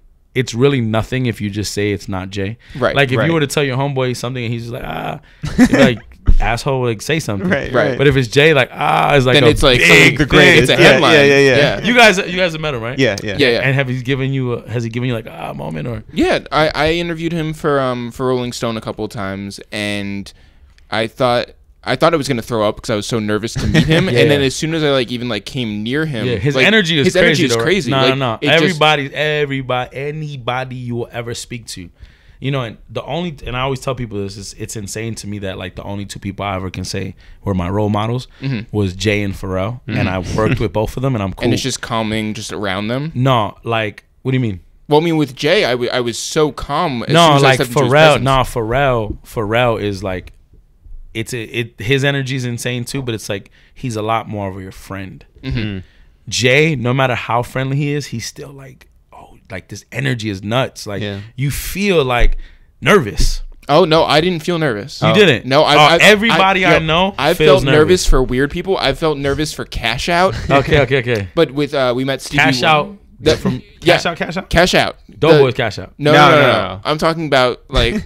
Remember, kind of around my neck, I'm cashing out. kind of around my wrist, I'm cashing out. Yeah, Cash Out. Doughboy's Cash Out. No, it's a different guy. Doughboy's Cash Out is Detroit. We're talking about the guy from Atlanta. Yeah, Jeff was nervous about Cash Out. I was nervous listen, about Cash Out. I love him, by the way. I can't believe you know who that is. Yeah. Well, I mean, I know you know your hit. music shit, right, but right. like, He had a #1 hit or whatever. no, but like he has some other records. I'm gonna send you. Yeah, no, crazy. Yeah. Okay, after that, yes, he sort of went away, and then like 2012, he was doing those records, and they were amazing. Anyway, I felt very nervous for him. You just gained like 10, like.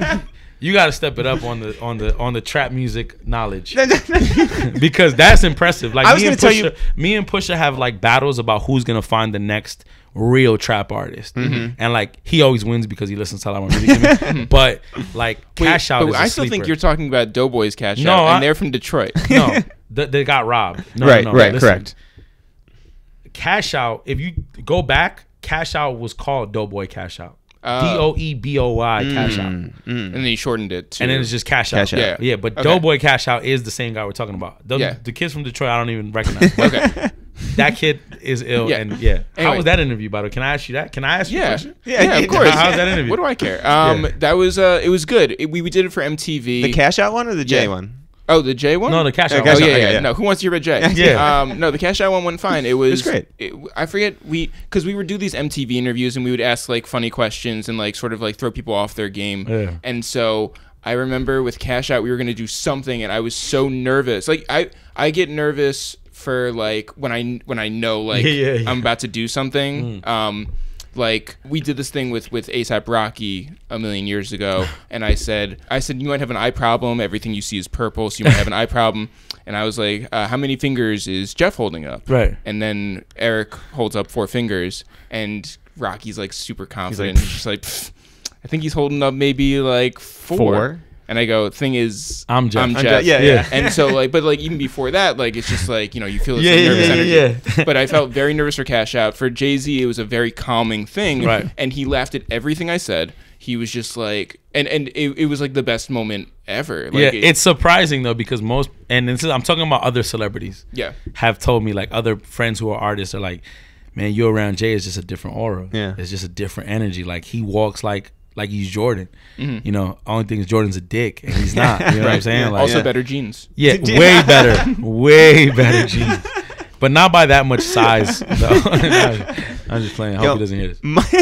Mike, we're thrilled that you came up here. Thank you, man. We're honored that you told us exactly what you do. Although, really we could have just called 311. Yeah, right? You should have. And listen, I definitely would have gave you guys a better interview if I would have known how much you know about Cash Out.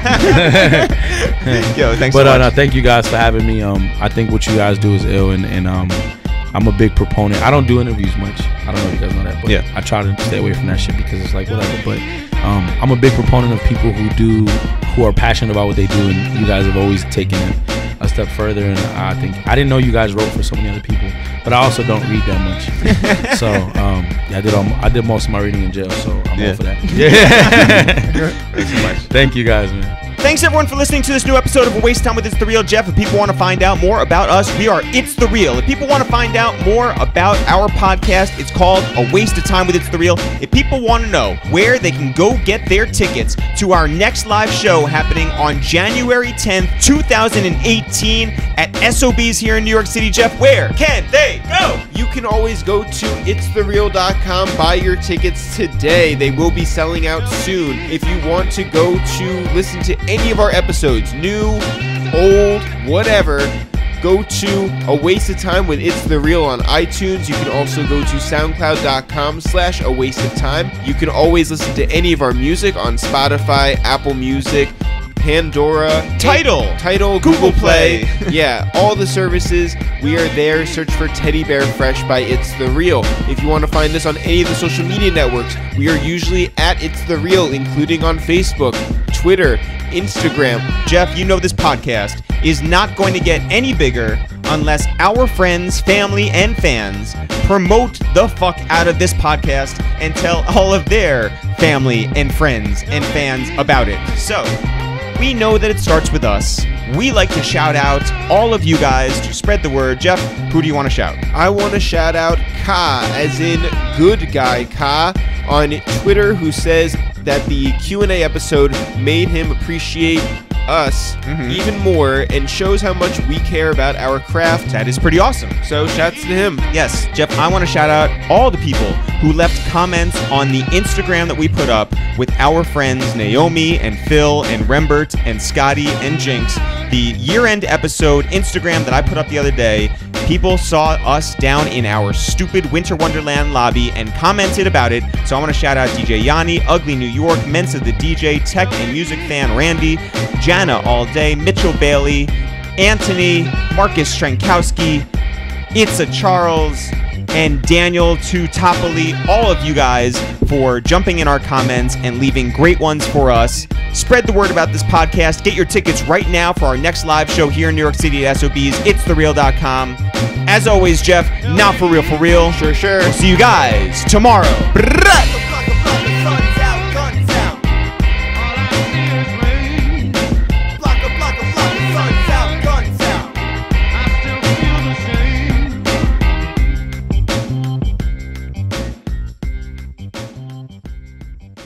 This episode of the 12 Days of Podcasts of A Waste of Time with It's The Real has been sponsored by the good people at Def Jam, who tonight are dropping Jeezy's Pressure on Spotify, Google Play, Amazon, and on JeezyShop.com. Go listen to the bop that is The Life featuring WizKid and Trey Songz, produced by Cardiac. Jeezy always gets the best out of his features, and we get the best out of these 12 Days of Podcasts. Tomorrow we have Carly Hustle.